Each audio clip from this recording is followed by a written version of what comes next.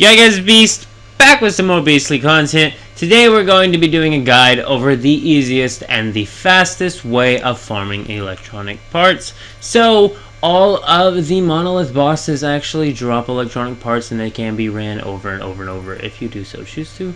The easiest one I've found is the Hound on the normal difficulty. It is only a level 40. However, at least it's level 40 and it drops like 30 something. I think it's like 32 or 36 on the normal difficulty. The hard difficulty is also really easy to do. I will be challenging that after we do a normal difficulty clear. But the first thing we're going to do actually is get to it. So there's a teleport tower directly inside of the MonoLith area. As a matter of fact, most of you probably unlock this because when you first challenge this boss, it can be a little difficult and you may die a couple times trying to challenge this and waste a good few 20,000 ammo.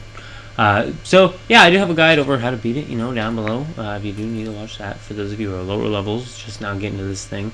But for those of you who are here for level 50 and you're trying to build giant acid farms or giant other farms and you need a lot of electricity, you're going to realize you need some electronic parts, or whatever else you're doing for electronic parts. You get me. But here's the thing. The reason why I mentioned the other monoliths is because if you're a lower level than level 50 and you don't have a maxed out build, then maybe you might want to do something lower level. Even doing the level 1 one, the level 10 monolith will still get you, I do believe it's still like 16, or no, it's 6 electronic parts, which is kind of low, but I mean for an early game, 6 is not bad, and 6 will get you a decent way farming it because it's a really, really fast thing to farm. So you can run through it over and over and over really, really quickly, and at lower levels it might actually help you out a little bit on your XP gains. But as you can see here, we're just about to challenge it on its normal difficulty, the Hellhound stage. The reason why we're challenging this today, as I said, is electronic parts. Once again, any monolith boss will work.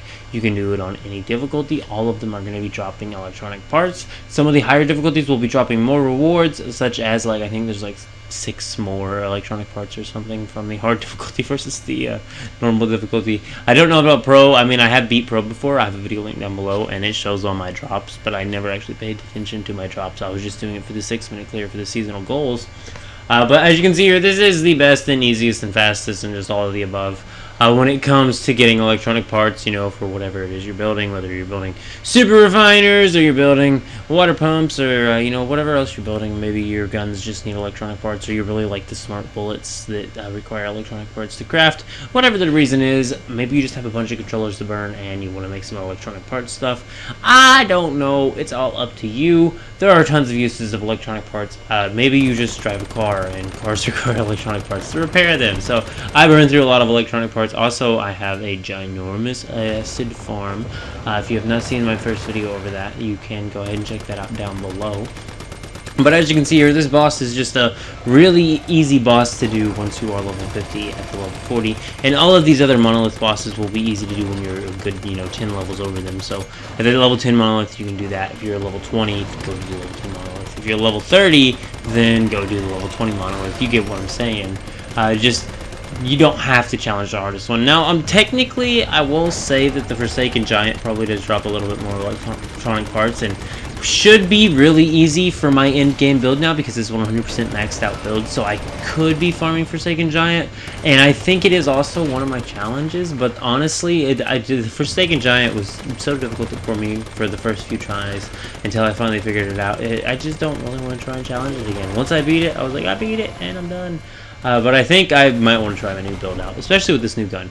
I actually ended up purchasing the shop blueprint for the SCR Outsider, and I had already gotten it out of a wish drop. So when you do the first few wishes, you're almost guaranteed to get an SCR Outsider. Then you can go into the shop, and for only 2k Starcrom, you can buy another SCR Outsider, and that will actually allow you to instantly level it up on blueprint level, and I think it like doubles the damage or something. It's crazy though.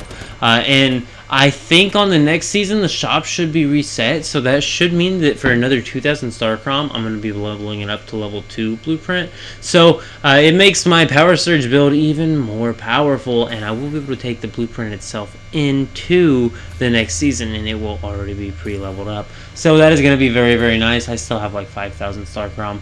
But as you can see here, even on hard mode, this is a super duper easy wipe for anybody level 50 and max level. Just looking for some stuff to be making some barreled fuel. Because you can be max level, have your max armor and all that, and still have an absolute nightmare of a time on Prime War if you don't have any biomass missiles, because you need biomass missiles for your Prime Wars.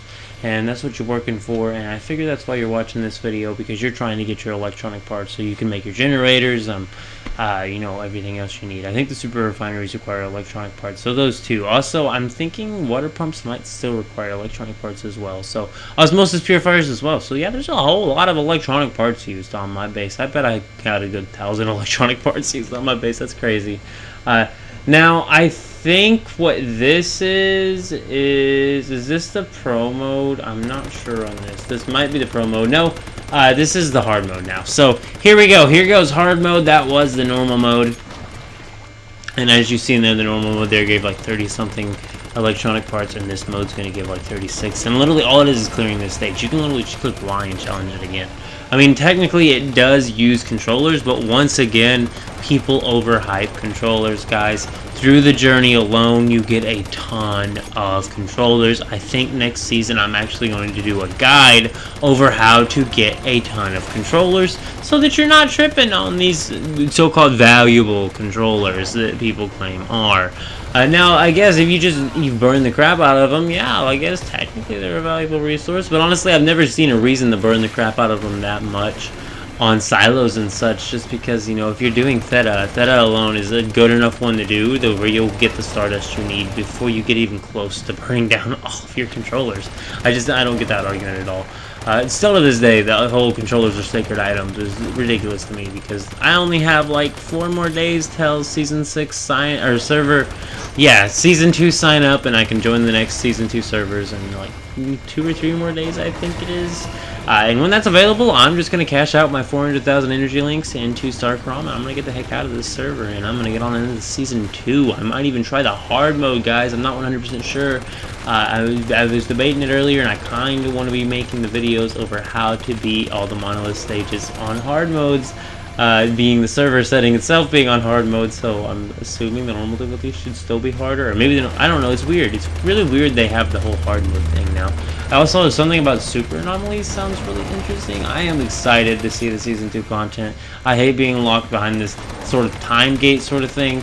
For a content creator, it really sucks to have started a single week late in this game, just because I cannot even cover the Season 2 content on my own character. I would have to show other people's content or something like that. And last time I did it, someone got really annoyed with me, so then I had to remake a video, and I ended up getting views on 2 videos and unlisted one. It was just a mess. So yeah, I do believe this is about the end of the video. Anyway, I'm out. See yous. Keep it beast.